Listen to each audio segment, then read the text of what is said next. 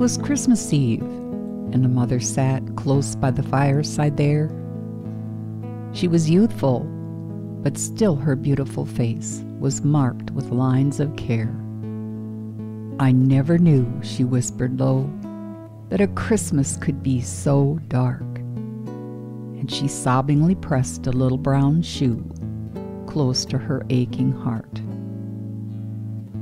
As she rocked to and fro, still thinking of that beautiful Christmas before, suddenly out of the stillness came a timid knock at the door.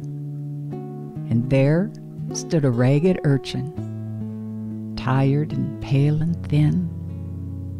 "I'm tired of looking for Momma. Say, couldn't you let me in? I've been alone since the morning. I don't know what it's about. They say my Mama's in heaven, and someday I'll see her, no doubt." I sat a while on the doorstep. I thought maybe they'd come back for me. But I got so tired and lonesome and hungry and cold as could be. Then that man with the big gold buttons told me to move along. But he smiled after I told him I hadn't done anything wrong.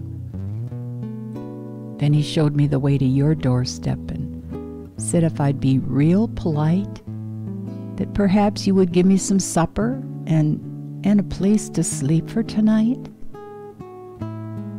She looked at him with compassion and thought of her own little Jim. "Somebody's darling," she whispered, and willingly let him in. And after he'd had his supper, she tucked him away to bed and thought of the blessed Christ child who had no place for his head. When Daddy came home, she smiled.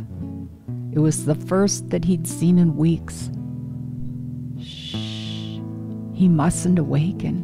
See, he is fast asleep." And her eyes grew bright as she whispered, "I couldn't turn him away.